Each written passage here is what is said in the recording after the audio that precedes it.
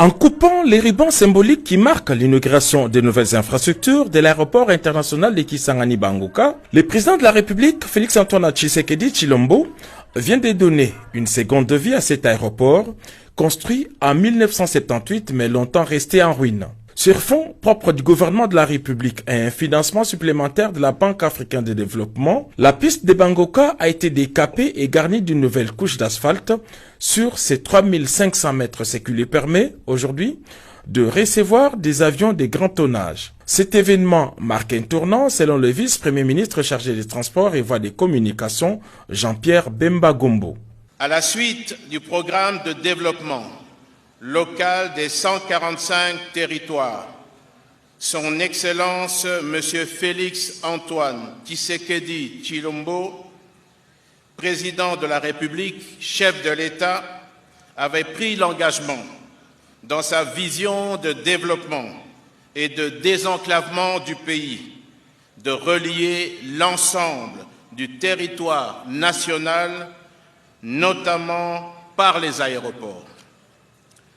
Ainsi, la réhabilitation des chaussées aéronautiques et du terminal passager de l'aéroport international de Kisangani Bangoka résulte de la seule volonté du président de la République dans sa vision de doter notre pays des aéroports modernes et répondant aux normes de sécurité internationale en la matière.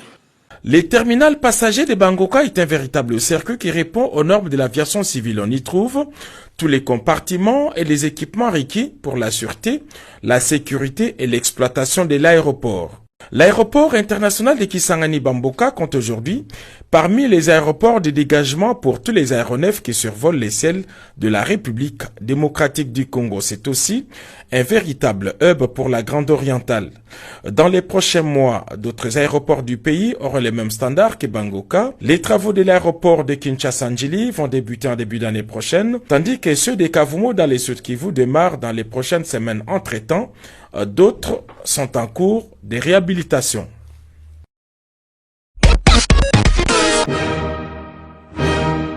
La ville de Lubumbashi présente à ce jour un nouveau visage.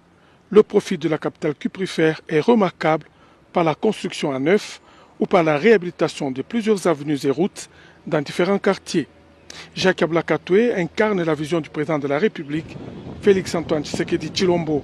Ce mardi 29 octobre 2024, en mission d'aller au Katanga, les vice-premiers ministres de l'Intérieur, Jacquemain Chabani, et du plan, Guilain Nyembo, ont découvert quelques réalisations du gouverneur Jacques Ablakatoué dans les domaines des infrastructures routières et bâtiments, dont certains ont été réhabilités et d'autres construits à neuf.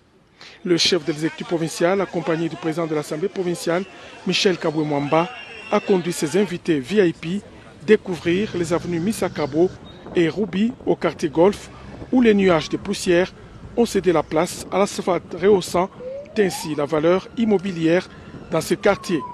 L'avenue Ruby va faire jonction avec l'avenue Chinyama à Kabula-Menchi.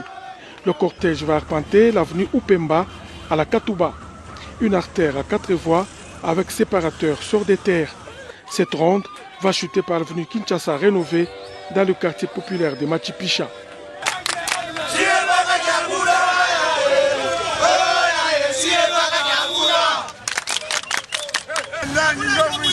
Lokola Fati Beto Mokonzi, Yamoka Congo, Lokola Jacques Kabula, Asosala, la vision, il y a chef de l'État, Namoni, la PC, même le président de la République, Cette détermination du gouverneur Jacques Ablakatoué dans la reconstruction de la province lui a valu des encouragements de ses visiteurs des marques. A noter que les routes présentées au vice-premier ministre ne sont que des échantillons. Par après, Jacquemain Chabani et Guilain Nyembo ont visité le futur siège de l'Assemblée provinciale du Haut-Katanga. Tour à tour, ils passeront par les différents bureaux de cet imposant bâtiment qui s'étend sur plus de 8 000 m². La visite guidée s'est terminée par la somptueuse salle de plénière. Avant de quitter Lubumbashi, cette visite des infrastructures de la capitale du cuivre aura certainement donné une vue générale aux membres du gouvernement central sur le travail qu'abattent Jacques Ablakatoué et son gouvernement sous le leadership du président de la République, Félix-Antoine Tshisekedi Tshilombo, dans les Hauts-Katanga.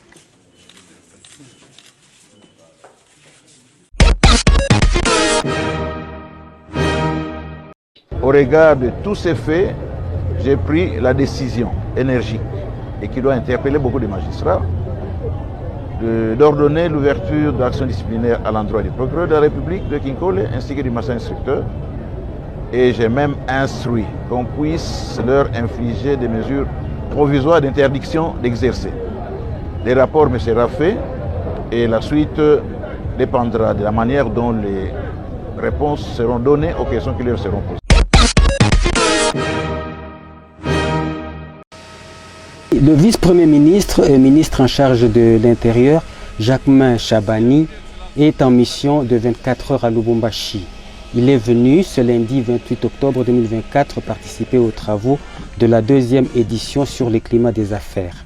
À l'aéroport international de Luano, ce membre du gouvernement central a été salué par le gouverneur de province, Jacques Yavoula Katoué, le président de l'Assemblée provinciale, Michel Kaboué-Mwamba, et d'autres autorités de la province. Jacquemain Chabani a reçu les honneurs de la police nationale congolaise avant de dire le motif de sa présence à Lubumbashi.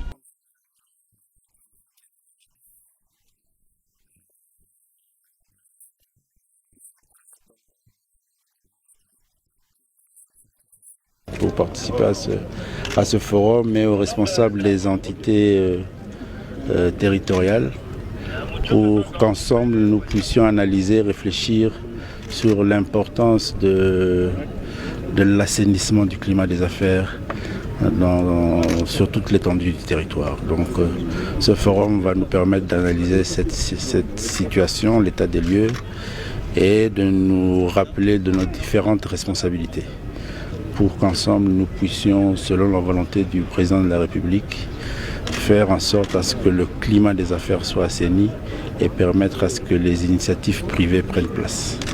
Voilà, c'est un séjour de 24 heures. Merci.